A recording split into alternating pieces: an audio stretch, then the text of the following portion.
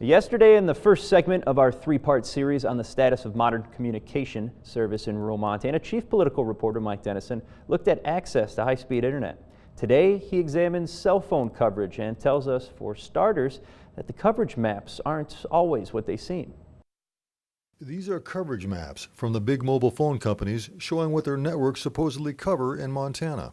But they're not always accurate as far as what actually works in the hinterlands. The big carriers want to cover the corridors, the highways. They don't get off of the highways much. And that's where we're lacking is, we have people that live several miles from a highway and they can't get cell service at all. Triangle Communications in Havre is one of only 2 rural telecoms in Montana that still offers cell service. Most co-ops have abandoned cell service because it's expensive to maintain equipment and keep up with changing technology. Every tower costs about $500,000. Then you've also got the fiber, because that tower doesn't work by magic, and that's anywhere from $11,000 to $30,000 a mile to put in. So most Montana cell customers must rely on the big carriers like Verizon, T-Mobile, and AT&T, or at the least use part of their network. These carriers install a tower where the traffic can pay for it, and that often means not enough towers in rural Montana. Paul Tuss is Executive Director of Bear Paw Development in Havre, which recruits businesses to the High Line and pushes for better telecom service in the area. It doesn't matter what carrier you have, for the most part. There's simply not enough towers in our region to make sure that if you're traveling from Havre to Malta or from Malta to Glasgow or wherever, that you have adequate enough coverage to make sure that along the entire route that you're covered. T-Mobile, which entered Montana in 2017, told MTN News it continues to build out its network in Montana, and that its just-approved merger with Sprint should enhance that effort.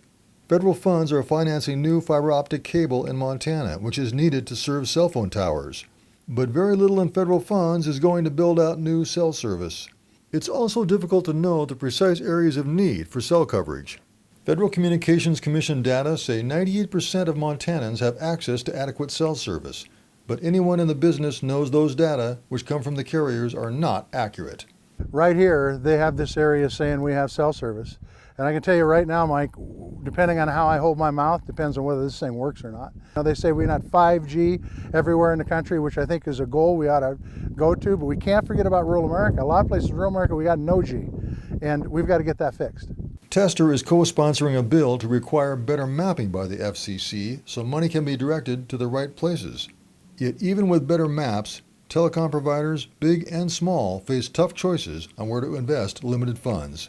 Building out these networks is expensive, right? And if you got to make some tough decisions about where you're making money, and unfortunately, because of the rural nature of Montana, a lot of consumers are left in a lurch. So if we're going to wire up more of rural Montana for cell coverage or high-speed internet, who is going to pay for that? Tomorrow, we'll take a closer look at that discussion. In Helena, Mike Dennison, MTN News. Tomorrow will be the final segment of the series, and you can see Mike Dennison's full report on our website on the status of high-speed internet and cell service in rural Montana.